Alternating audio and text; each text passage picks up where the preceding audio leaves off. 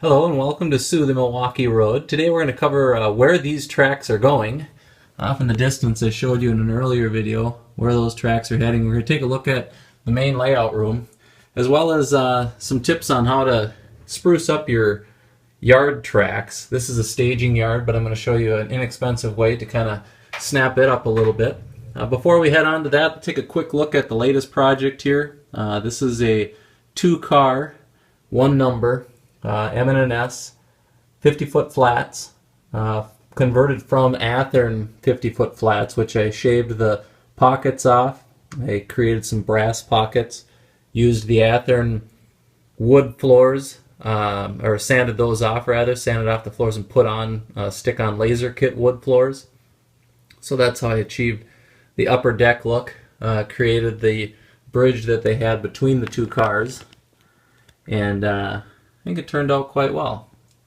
So let's head on over into the main room and we'll take a look at where this railroad's going. Alright, here's the end of the line. We're looking back into the staging yard. We'll pull back into the room itself here. So that stub end track that comes out right here is going to come out into a helix that will spiral around here. Make 1 loop, goes into St. Paul, and then it's going to go across.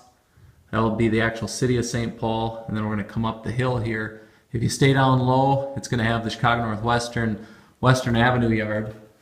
And then if you climb the hill here, you're going to go up into what will be another helix right here that will swing you back and head down what is the Ford plant branch for the Ford hauler. And it's going to come around here, into here, and then the Ford plant is going to be sitting over this loop that is going to be located there. If you choose not to swing off on the Ford branch while coming up the helix, you can continue your way up, and as you go up you're going to swing off and you can go into what is known as the Minnesota Commercial today, or Minnesota Transfer back when I was modeling it, and the transfer yard is going to be at just above waist level, and it'll come across right here and then swing 1 loop into what will be staging for the BN and Chicago Northwestern transfers that I run out of there. Now if you choose again, as you're continuing up this helix, when you came up from St. Paul, you came up the hill, didn't go to the Ford plant, you pass Minnesota Commercial or Minnesota Transfer, and you continue to cycle, you're going to come in just 1 short, it's going to swing out, and this is actually just going to have a small Southtown yard, which is right above the climb that will be going towards Minnesota Commercial. That Southtown yard is actually going to feed back into this space here, what will be an elevator district. The elevator district itself will consist of a number of grain elevators along Hiawatha Avenue in the cities. And as we continue up that helix, if you don't stop at Southtown Yard, you know you'll go into the 29th Street Depression, or known as the ditch. And that actually is going to be quite a bit higher. It's going to be at about eye level once you get up there, and you're going to swing all the way along, a couple of industries mixed in, and then you're going to swing along this wall, hit the helix loop 1 more time, and back into what will be my lines west staging. Gives you a brief rundown of how I'm going to use the space. It's going to be a shelf layout. No level will go over 24 inches in depth. I want operators to be able to reach. The lowest level will be, as seen down there, it's going to be chair height.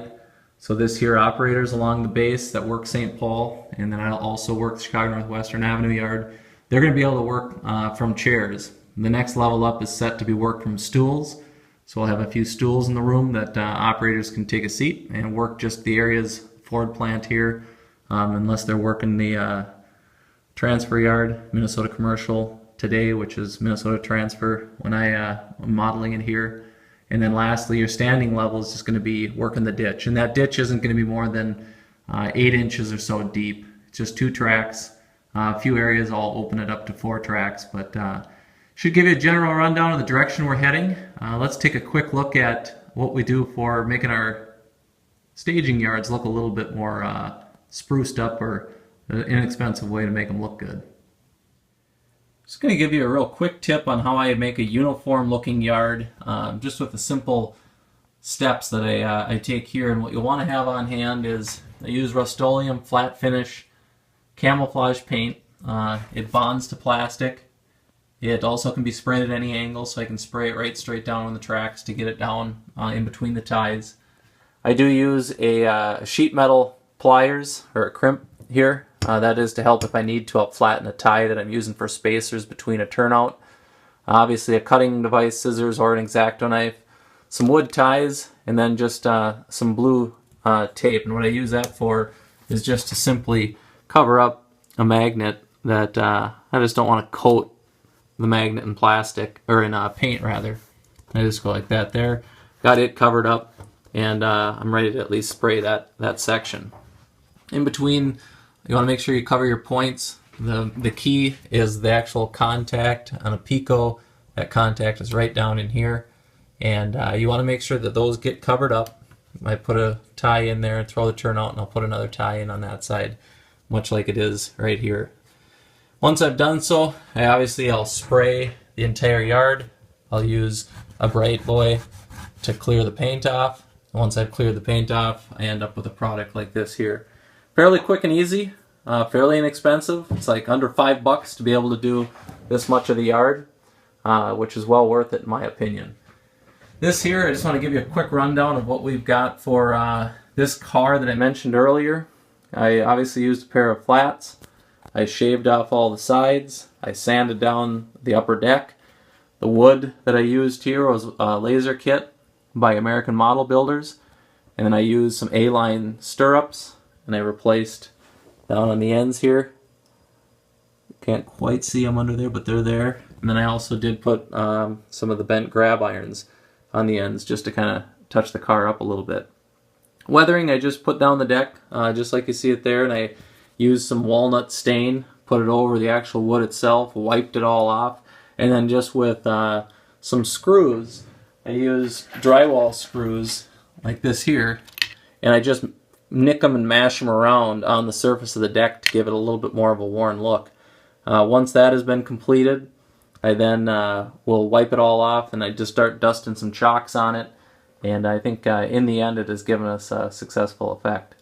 So that's how I finished up those cars, and I hope you enjoyed this episode of SOO The Milwaukee Road.